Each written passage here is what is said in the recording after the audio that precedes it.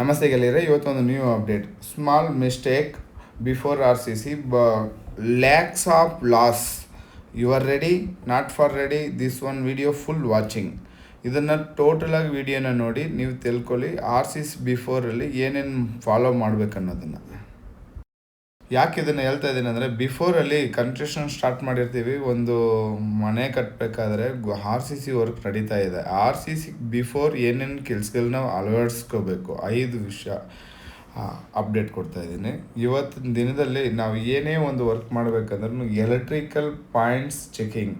Electrical point ಏನಕ್ಕಾಗಪ್ಪ electrical point ಅಂತ mention ಮಾಡಿ ನಾವು ಹೇಳ್ತೀವಿ ಅಂತ ಹೇಳಿದಾಗ, ಪ್ರತಿಯೊಂದು ವೈರ್ ಲೈನ್ಸ್ನು CCTV ಆಗಿರ್ಬೋದು, ಮತ್ತು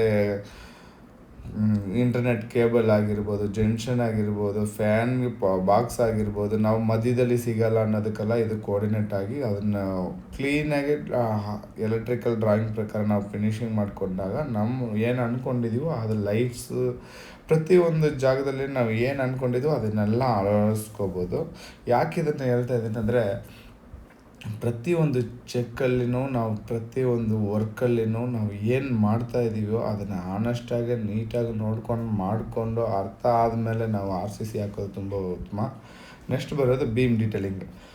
beam steel work structural engineer ಏನು ಕೊಟ್ಟಿರ್ತಾರೋ ಅದನ್ನೇ ಕೋಆರ್ಡಿನೇಟ್ ಆಗಬೇಕಾಗತ್ತೆ. ಯಾಕಂದರೆ ಹೇಳ್ತಾ ಇದ್ದೀನಿ ಅಂದರೆ, ಅವರು ಸ್ಟ್ರೆಂತ್ ವೈಸ್ ಚೆಕ್ ಮಾಡಿರ್ತಾರೆ.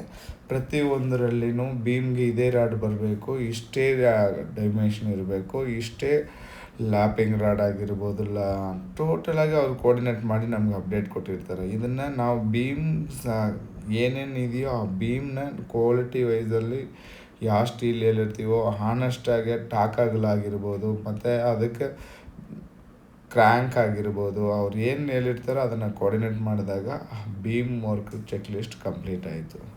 ಥರ್ಡ್ ಒಂದು ಬರೋದು column R C C work ನಡೀತಾ ಇದೆ. ಯಾವ ರೀತಿ ನಡೀತಾ ಇದೆ ಅಂದರೆ, M25 ಗ್ರೇಡ್ ಕೊಟ್ಟಿದ್ದಾರೆ ಆರ್ಕಿಟೆಕ್ಚರ್ ಡಿಸೈನಲ್ಲಿ. ಮತ್ತು ಕಾಲಮ್ ಲ್ಯಾಪಿಂಗ್ ಡಿಸೈನಲ್ಲಿ ನಾವು ಫಸ್ಟೇ ಪ್ಲ್ಯಾನ್ ಮಾಡ್ಕೊಂಡಿರೋ ಟೆಕ್ಸ್ಚರಲ್ ಇಂಜಿನಿಯರ್ ಕೊಟ್ಟಿರ್ತಾರೆ. ಅದ್ರ ಪ್ರಕಾರ ನಾವು ಕಾಲಮ್ ಒಂದು ರಾಡು ಇನ್ನೊಂದು ರಾಡಿಗೆ ಜಾಯಿಂಟ್ ಮಾಡಬೇಕಾದ್ರೆ ಕಮ್ಮಿ ಇಲ್ಲ ಅಂದ್ರೆ 20ಗೆ ಎಷ್ಟು ಇರಬೇಕು, 16ಗೆ ಎಷ್ಟು ಇರಬೇಕು, 12ಗೆ ಎಷ್ಟು ಇರಬೇಕು ಅಂತ ಸಪ್ರೇಟ್ ಅದರಲ್ಲಿ ಮೆನ್ಷನ್ ಮಾಡಿರ್ತಾರೆ. ಅದೇ ರೀತಿಯಲ್ಲಿ 30 ಇಂಚ 33 ಇಂಚ ಇಲ್ಲ ನಾವು 1 ಮೀಟ್ರಾ ಏನಂತ ಚೆಕ್ ಮಾಡಿಕೊಂಡು ಅದ್ರ ಪ್ರಕಾರ ನಾವು ಕೋಆರ್ಡಿನೇಟ್ ಮಾಡಿದಾಗ ಲ್ಯಾಪಿಂಗ್ ಅನ್ನೋದು ಒಂದು ಕಂಬಿಗೆ ಇನ್ನೊಂದು ಕಂಬಿಗೆ ಜಾಯಿಂಟ್ ಮಾಡುವ ಟೈಮಲ್ಲಿ ನಾವು ಕಂಪಲ್ಸರಿ ಇರಬೇಕಾಗತ್ತೆ. ಅಲ್ಲಿ ಇದು ಇಲ್ದಿರೋ ಮಿಸ್ಟೇಕ್ಗಳನ್ನ ಮಾಡ್ಕೋಬೇಡಿ. ಯಾಕೆ ಇದನ್ನೆಲ್ಲ ಫಾಲೋ ಮಾಡಿಕೊಂಡಾಗ ಆರ್ ಸಿ ಸಿ ವರ್ಕ್ ನಾವು ಏನು ಅಂದ್ಕೊಂಡಿದ್ವೋ ಅದಕ್ಕೆ ತಕ್ಕಂಗೆ ಬರುತ್ತೆ. ನೆಕ್ಸ್ಟ್ ಕಾಲಮ್ ಲ್ಯಾಪಿಂಗ್ ಮಾಡಬೇಕಾದ್ರೆ ಯಾವುದೇ ತೊಂದರೆಗಳು ಸಿಗಾಕೊಳ್ಳಲ್ಲ. ಇಲ್ಲ ಅಂತ ಹೇಳಿದಾಗ ಕೊಲಾಪ್ಸ್ ಆಗೋದಕ್ಕೆ ಚಾನ್ಸಸ್ ಇರುತ್ತೆ. ಅದಕ್ಕೋಸ್ಕರನೇ ಕಾಲಮ್ ಲ್ಯಾಪಿಂಗ್ ಎಷ್ಟು ಮುಖ್ಯ ಅನ್ನೋದು ಟೆಕ್ಸ್ಚರಲ್ ಇಂಜಿನಿಯರ್ ಪ್ರಕಾರ ಅಷ್ಟೇ ಮುಖ್ಯ ಆಗುತ್ತೆ.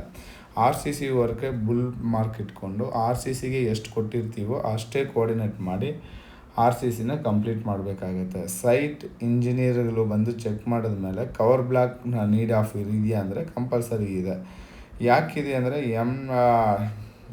6 ಇಂಚು ಆರ್ ಸಿ ಸಿ ಆಗ್ತಾಯಿದ್ವಿ, 20 mm ಇಲ್ಲ 25 mm ಕಂಪಲ್ಸರಿ ಕೊಡಬೇಕಾಗುತ್ತೆ. ಕೊಟ್ಟಾಗ ಕವರಿಂಗ್ ಕಾಂಕ್ರೀಟ್ ಕೆರಡೆ ಬಟ್ಟಕ್ಕೆ ಇಲ್ದಿರ ನಾವು ಕೋಆರ್ಡಿನೇಟ್ ಮಾಡ್ಬೋದು. Next C channel 7 feet of ಹೊರಗಡೆ ಸ್ಲ್ಯಾಬ್ ಹೋಗಿದ್ದರಿಂದ ಆ ಸಿ ಚಾನಲ್ ಪ್ರೊವೈಡ್ ಮಾಡಿದ್ದಾರೆ ಟೆಕ್ಸ್ಚರಲ್ ಇಂಜಿನಿಯರ್. ಅದ್ರ ಪ್ರಕಾರ ಆ ಸಿ ಚಾನಲ್ನ ಕೋಆರ್ಡಿನೇಟ್ ಮಾಡಿ ಅದಕ್ಕೆ ಬೀಮ್ ಒಳಗೇ ಇಟ್ಟು ವೆಲ್ಡಿಂಗ್ ಮಾಡಿ ನೆಕ್ಸ್ಟ್ ಪ್ರೊಸೆಸ್ ಮಾಡ್ತಾಯಿದ್ದೀವಿ.